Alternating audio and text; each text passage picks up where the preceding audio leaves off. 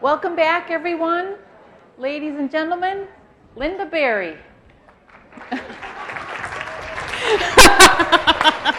I hope my mic just was turned on.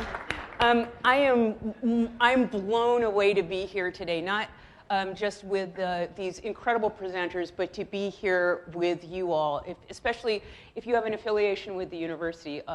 I've really come to love the university, and the university apparently wants to make out with me too, which is just fantastic.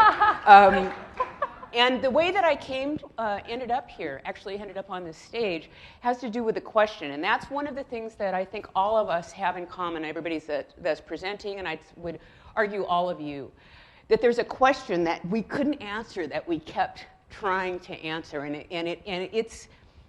it's the reason I'm standing here. So my question was one that was posed to me when I was 19 years old by my teacher, Marilyn Frasca, at the Evergreen State College in Olympia, Washington, which was an experimental college really interested in interdisciplinary activities. And the question that she asked me was, what is an image? And I was 19, I'm coming on 60 now. And it's a question that's guided my entire life. At first I thought, oh, it's a picture. Then I thought, well, maybe it's a description. And through all this, I've started to, the best way I can explain what an image is to just show you what it feels like in your own body. So if you remember your first phone number, I'm going to count to 3, and we're just going to say our first phone numbers out loud. You ready? 1, 2, 3. PA 24435. Oh, let's do it one more time. It's so nice. 1, 2, 3. PA 24435. Okay, your phone number from 3 phone numbers ago. Do you feel the difference? You can almost feel a physical difference of where this might be in your brain. Well, that first phone number, I would argue, contains something like an image. And one of the ways you can tell is because of how your body felt and how you all looked. One of the reasons I love to say it is because I get to get people to say a series of numbers, and then you all do this. Like, what the hell's that? How can just saying the series of numbers make you go like this? Like, ee! And then Social Security number. First phone number. So that's one thing. An image feels somehow alive, and I'd argue it does share a lot in common with real life forms. It's something that everything that we call the arts contains, and I would also say that our relationship with it begins at a very, very early age. It begins before we can speak, and we're kind of hardwired to use them. So the quickest way I can explain it is. We all had our first artwork. Some of you remember, maybe you had a blankie that you were attached to when you were a kid, or you had kids. You may have had kids who had a blankie. I just say the word blankie, and I see people going, or other people like, don't bring up blankie, man. I don't want to talk about blankie anymore. I have a lot of unresolved conflicts with blankie. But if you think about blankie really is a piece of cloth that somehow, before you could speak, you put a character in there that the whole rest of the family recognized.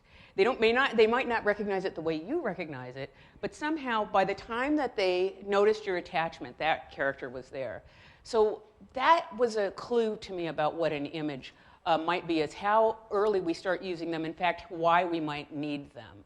And a friend of mine told me a story, and I began to get very, very interested in what I learned were called transitional objects, and so maybe we'll talk about like a kid that has a little bunny. So maybe I'm meeting a kid who's 5 who has a little bunny, and if I say to him, "Is Bunny alive?" Well, the kid knows I'm being kind of a dick, right? Like, no, woman, no, Bunny's not alive. It's like, is Bunny dead? It's like, hell no. Don't ever talk about Bunny that way, Bunny's not alive and Bunny's not dead. Bunny's something in between. That's another thing about an image. So, and why would Bunny exist? So I had some friends who had a daughter who got really attached to a doll, an object they all hated. Somebody had brought home one of those stuffed bananas with eyes and like little dangling arms, Mr. Banana, and she just like had to have it, right? Which is sad because it doesn't go with any outfit. And so these years had gone by, and now this girl's about 6. She's still in love with Mr. Banana, only now Mr. Banana's looking like a junkie. I mean, he looks really bad. He's been around for 6 years. And the parents have this idea that they're going to get her off of Mr. Banana because they're kind of embarrassed about it. So what they do is they decide, having clearly never read anything about child psychology, let's separate them when we're on vacation. So they go to England. They have this whole plan. They are in this nice hotel, and they tell her that Mr. Banana needs to. They're going to go out for breakfast. Mr. Banana wants to stay in the room. And she's like, "No, he doesn't." It's like, "Yeah, he totally wants to stay in the room. He wants to stay. Let's, go out and have our breakfast, and we'll come back, and you'll see him and tell him what you did." She's kind of not having it. She does it. They go out. I'm sure they're looking at each other like.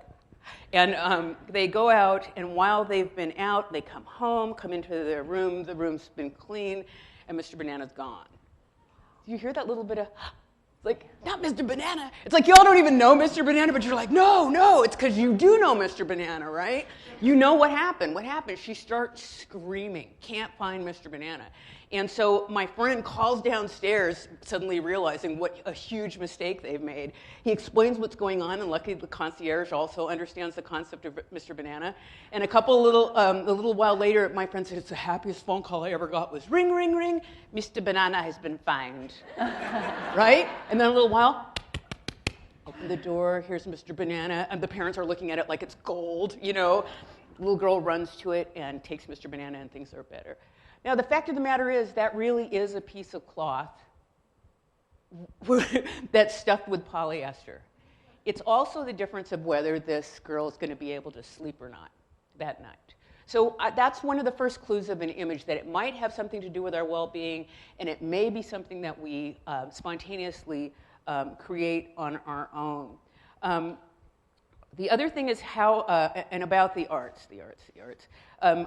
So one of the things that I was teaching this last year, I got really, really interested in why it is that we give up on the arts so soon. And I mean early. Y'all have been in the situation where I remember being 9, and there'd be a guy on the radio saying, if you'd like to be a really good concert pianist, you have to begin by the age of 5. And I'd be like, damn.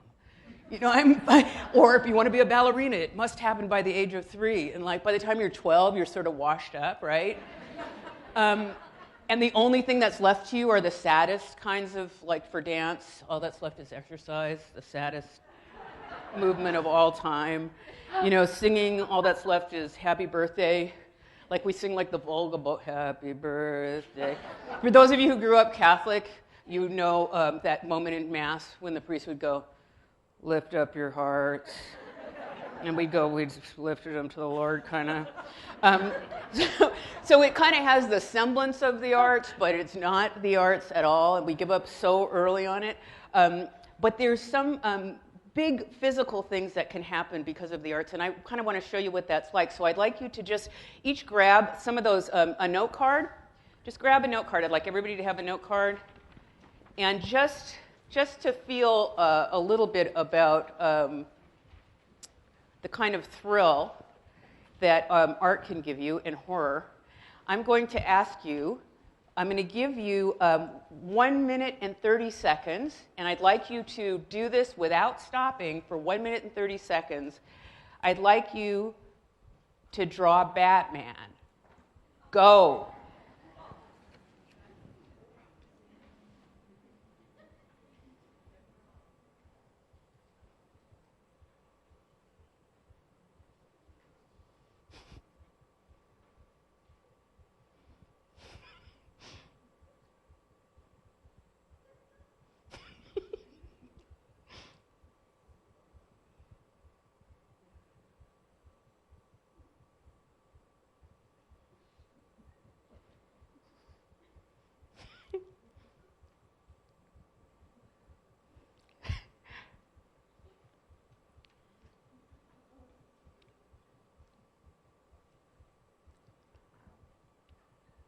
You have another 45 seconds.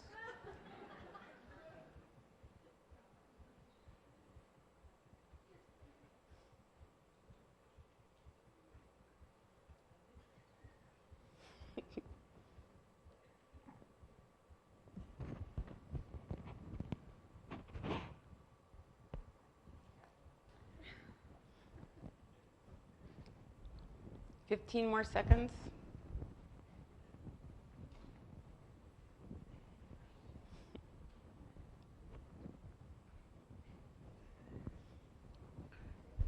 Five, 4, 3, 2, 1. Turn that card over. Now you're going to draw Batman in 30 seconds. Ready? 5, 4, 3, 2, 1, go.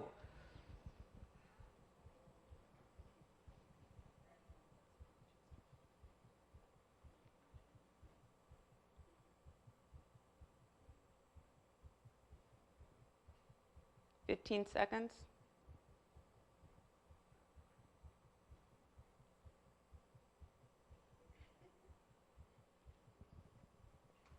5, 4, 3, 2, 1. Now, pass your Batman to your neighbor and pass him around the table. For about 30 seconds, take a look at your Batman.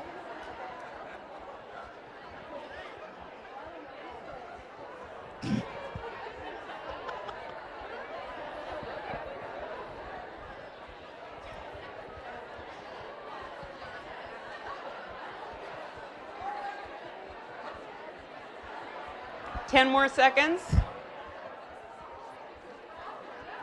5, 4, 3, 2, 1. All right, come back together. I'd like you to think about how your body feels right now, compared to how your body felt when you started to draw Batman. All we did was pick up a pen and draw for a minute and a half. And then for 45 seconds or for however many times it was. But do you feel like this? A little bit like this? That's one of the things I think that's interesting that images can do. And the other thing is, well, it has a little bit to do with storytelling. Because when fMRI started coming out, and I'm a lay person, I'm a really lay around person actually, and I started to hear about stuff. What they were finding about the brain, and this is before I knew that fMRIs were kind of a blunt instrument in a certain way. There was a really interesting comparison about what's going on in an adult who's engaged in creative concentration, like y'all were doing, what their brain looks like, along with a kid who's engaged in deep play. And that was a clue for me about what images might be. And by deep play, what I mean is it's not the kind of when we're older, we confuse play and fun. But it's when you're younger, you'll watch kids fall into it. They don't even know they're falling into it. And I got interested in it because for the first time in human history, we now have something more compelling to look at than our child's face, which is our digital device. And kids also have something more compelling to look at than their parents' face, digital devices. So I started doing this thing where I'd start timing eye contact between parents and children when they had devices and when they didn't. And what I started to actually, along with timing, I started to actually get very interested in, well, here's the example. I'm watching a mom and a kid. They're having breakfast. The kid's about 5. The mom's on her cell phone. The kid is trying to make eye contact with her, not getting anywhere. He's eating his breakfast. He picks up a piece of bacon. He's about to eat it, and I'm watching him, and I see him go, "I'm going to eat you." Right? And the bacon's like, "No, please don't, yes, I must teach you." And I'm like riveted, how's this going to come out? So he's engaged, I'm engaged, the bacon's engaged. Mom suddenly looks at him and goes, "What are you doing?" And he has no idea. He has no clue. He's just wiggling bacon, the stupid child that you always thought I was. Sometimes I think that was a perfect metaphor for what happens when we begin a creative act by accident. Say we're like drawing something by accident, and then we kind of like it, and we kind of go, "What are you doing?" And we don't know anymore. It turns out there's a lot of really interesting research that's coming. For a long time, when there was studies about hemispheric differences in the brain, it was Roger Sperry and Michael Gazzaniga in the early 60s. They found that by splitting the corpus callosum, that band of fibers between the hemispheres of the brain, something interesting happened. And one of the things that happened is that we know that there's this side of the brain controls this side of the body, this side of the body controls this side of the brain. You know what I'm talking about. So they started to find out that there were certain kinds of things. It's the same guy, but they gave him a puzzle. And it was a visual puzzle, looked like kind of like a piece of pie with marks on all sides of it. And it was the kind of thing that the right hemisphere is really good at solving. So as long as this guy had his hand here, the right hemisphere could solve the problem. Then they had him put his hand here. This hand tries to solve it. Same guy. Can't solve it. In fact, it's fun. You can see it on YouTube. You can see this hand keep coming to try to help, and the researcher keeps grabbing it, So I started to get really interested in how, and then this guy, Dr. Ian McGilchrist, wrote this astonishing book about hemispheric differences in the brain and how it's now being reconsidered, and it's not considered just a corny pop sci thing. But I started to see it in my students and everyone else that there's this act, when you start a creative act, there's always the guy that steps in who says, what's this? And one day I realized if I was at a bar drawing, like I'm drawing, and then there's a part of me going, that's stupid, that's ridiculous, you could have been cleaning, you know, you'd have a clean house. Like, I say that to me all the time, but then if I was in a bar and a guy went up and said, that's stupid, where are you going with that? You could have been cleaning. I know he was an ass, right? But in my head, he became the voice of reason, and I don't know how that happened. But, okay, I just have to say this last thing about jokes and what I think the function of the images might be. V.S. Ramachandran, who is one of our neuroscientists who we know a lot about his work because he's a great storyteller, he's the guy who did the really interesting study about phantom limb pain. You all know what phantom limb pain is, right? I think there's phantom limb pleasure, but no one calls the doctor about it. You know, my missing hand feels fantastic. I mean, like, there's no study. But he was really curious about, and he had a guy that had really bad phantom limb pain and had it for quite a while. And Ramachandran had the simple idea of making a mirror. He made the mirror box. It's another thing you can see on YouTube. And had the guy he had like a hole here, a mirror here. So he had the guy put his hand in and looked down, and he saw a reflection of that hand. And Ramachandran said, open your hand. And the guy saw his other hand open, he had him move it, and there was an immediate change in his situation. And I think that's what images do. I think in the course of human life, no matter what kind of fantastic life you have, there are all kinds of things that are like this. Maybe you lose a parent. Maybe there's a war. Maybe maybe there's just a horrible teacher that you have with all of third grade. But there are all kinds of things, I think, that make this, and that the only way to open it up is by somehow seeing, or having our experiences reflected. So I think that might be one of the things that images do, and I know it from storytelling. So I just I'm hurrying so I can get to this joke, because the other thing I'm interested in is, why do we tell each other jokes? What compels us to do it? And I'd love a study on what's happening to us physically when we hear a joke. Kids are naturally good at what we call the story structure, or funny stories. One of the kids that I was sitting next to on an airplane, his name was Jack.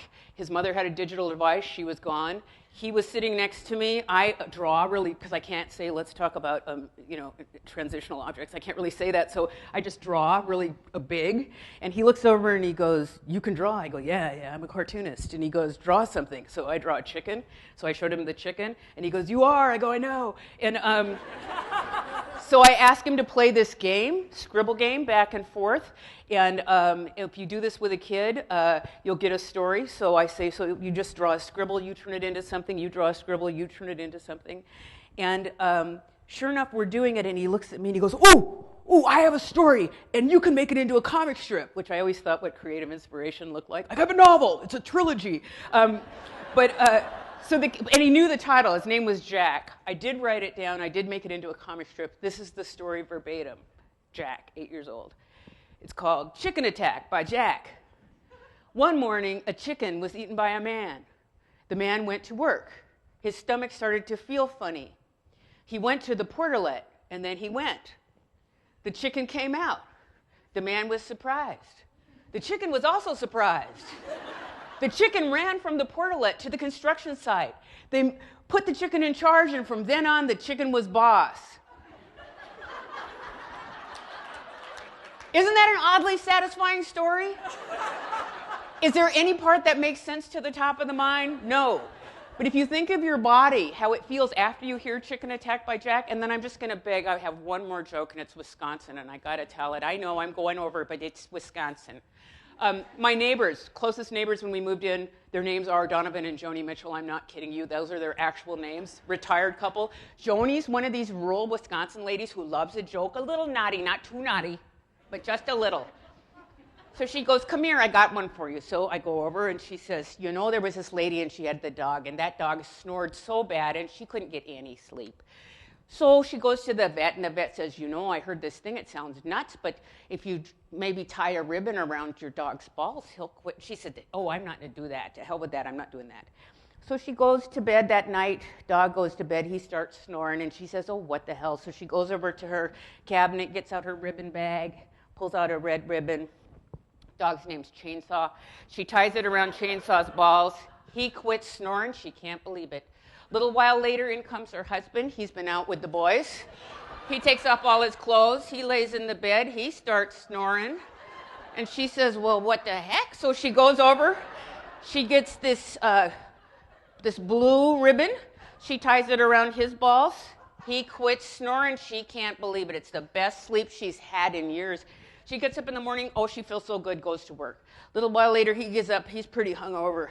And he's going to take a pee, and he looks down, and he sees this ribbon. He looks over at Chainsaw. Chainsaw's trying to get the ribbon from around his balls, and he says, Chainsaw, I don't remember where we were or what we did last night, but by God, we took first and second place.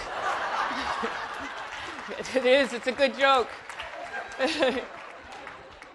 But if you think about it, it's a Wisconsin joke. And I know people think it's Scottish. It isn't. It's Wisconsin. But if you think about what you had to do to get that joke, you had to hold your mind open. And all that happened was I said, imagine this, imagine this, imagine this, and then your bodies went like that. Like if I tased you, you'd call the police, right? Doing that. And then now your compulsion is to tell someone else that joke. I'd like to know why. And I would bet anything it has to do. I bet there's a physical reaction. I bet there's something we can measure. And I think it also just makes us a lot more likely to make out.